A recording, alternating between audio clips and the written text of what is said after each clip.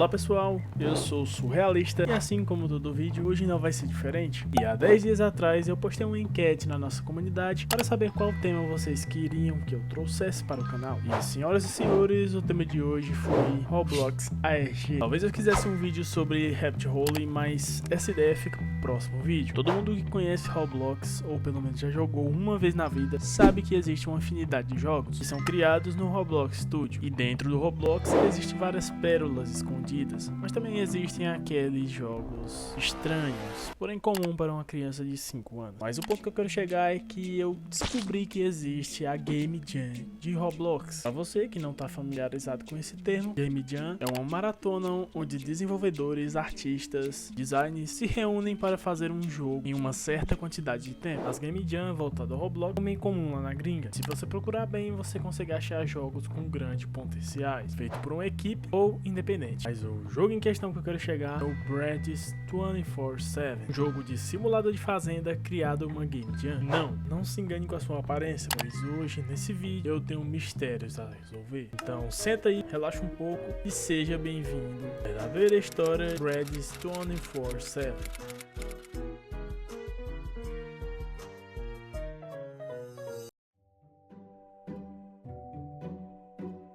Ao começar o jogo, é nos apresentado esse personagem, o Brad. Brad não quer que a gente confunda ele com bread, que traduzindo seria pão. Porém, ele é literalmente um pão de forno. Contudo, Brad nos ensina o tutorial do jogo, que no começo é bem simples. Vá até o saco de trigo, pegue as sementes, plante. Depois vai até o riacho, colete água para regar o trigo. Assim, a gente vai fazendo isso ao decorrer do dia, enchendo todos os lotes com trigo. Ao terminarmos, Brad vai falar que ficou muito contente com a gente conseguiu concluir toda a tarefa. Basicamente concluímos o primeiro dia. Para quem ficou curioso se há algo a mais nessa fazenda, por enquanto só temos o celeiro, um carro, a fazenda, plantação de trigo, o rio e apenas árvores. No segundo dia pela madrugada, Brad nos acorda para colher o trigo. Esse processo deve ser realizado na madrugada e a tarefa é bem simples: pegar o carrinho de mão, coletar o trigo e voltar a dormir. Porém, há uma anotação no verso da nossa agenda de tarefas. Escute-me, ele não quer que você saiba sobre mim, você não precisa saber, apenas ouça. A noite não vai chegar, vai haver derramamento de sangue. Se você quer sobreviver essa noite, se quiser enfrentar o resto de nós, eu ajudarei. No momento não sabemos quem escreveu essa mensagem, porém nos deixou esse aviso. Isso da noite parece tudo calmo. Colhemos o trigo, aramos a terra e plantamos novamente. Após carregar o trigo no carrinho de mão, que colocar as caixas de trigo no carro. Após isso, Brad aparece e pede para a gente descansar. Já trabalhamos muito por hoje.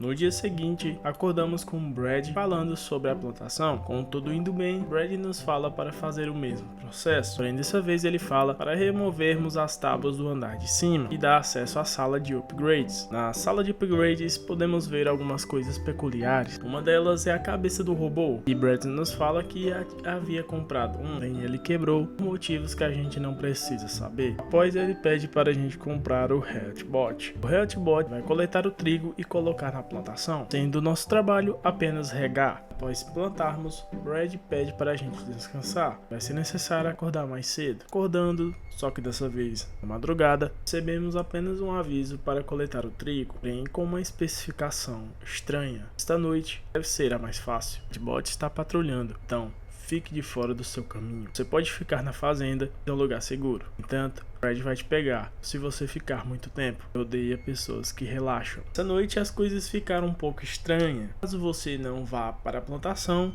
Brad irá lhe pegar. Se você for, tenha cuidado para o Healthbot não lhe encontrar, pois por algum motivo mudaram sua forma pacífica para agressiva. E eu confesso que não teria medo de um jogo de Roblox, porém ao jogar esse jogo me causou uma sensação ruim, pois se você ficar dentro da fazenda, Brad aparece para lhe matar. Então você é forçadamente a ir para a fazenda coletar o trigo, evitando o Healthbot. Após concluirmos nosso objetivo, Brad nos agradece bastante pelo nosso esforço, porém daqui pra frente as coisas ficam piores. Ao observarmos o lado de fora da fazenda, observamos várias árvores com sombras estranhas.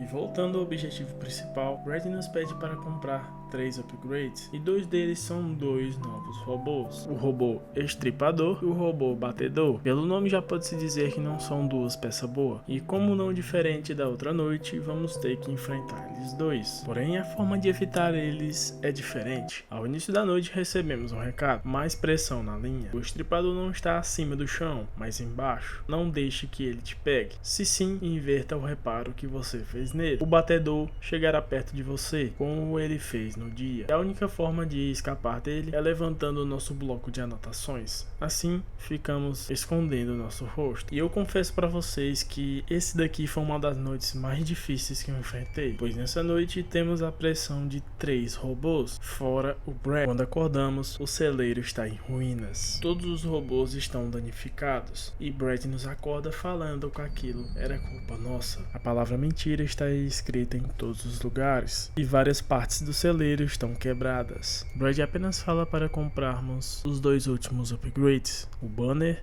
e o filtrador de água. Com isso, toda a fazenda está automatizada, sem precisar mais da nossa ajuda. Brad chega e pede para a gente dormir. Enfim, chegamos na última noite, e talvez essa seja a mais difícil. Como de costume, a tarefa é simples: coletar o trigo. Porém, ontem compramos mais 2 robôs, e essa tarefa se torna quase impossível. A mecânica do robô banner é que não podemos olhar para ele. É do filtrador de água, não devemos coletar o trigo na plantação que ele estiver. E não conseguimos ver ele na plantação. Acaba que ele embaça a nossa visão de sangue, deixa a gente surdo, tornando assim essa noite a mais difícil de todas. E essa é para quem fala que Roblox não é um jogo difícil. Após horas e horas de tentativas, finalmente conseguimos concluir a noite.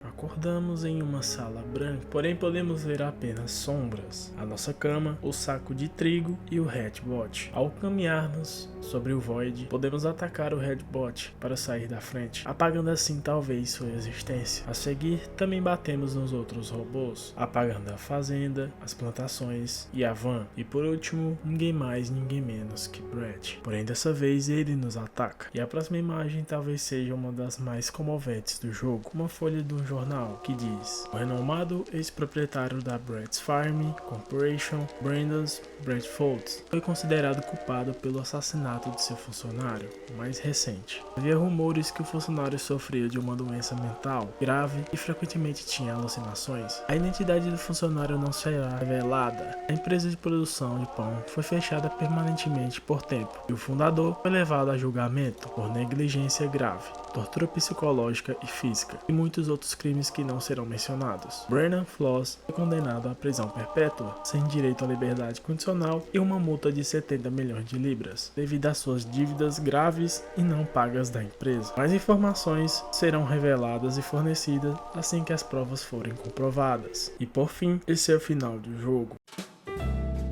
Na minha teoria, Brad's 24/7 não se tratava apenas de uma fazenda, mas sim de um teste psicológico, talvez realizado por Brandon, dono da fazenda, ou por Brad, que por fim era um robô também. Brad fez com que nós obedecemos ele ao decorrer das noites, e pela madrugada colocava juntamente dele a pressão junto com os robôs. Porém, nessa história o nosso personagem acabou morrendo, e todas aquelas frases escritas na fazenda eram um pedido de socorro do nosso personagem, pois de alguma forma quando dormíamos nós desenvolvíamos consciência, e para mim uma das coisas que comprovam mais ainda isso seria a forma de enfrentar cada robô que recebemos no bloco de anotação, mas isso é apenas a minha teoria, e com tudo isso eu gostaria de ouvir também a de vocês. Então, como de costume, eu sempre peço a vocês, deixem um comentário com a teoria de vocês, também com sugestões do próximo vídeo. Espero a todos que tenham gostado e até a próxima.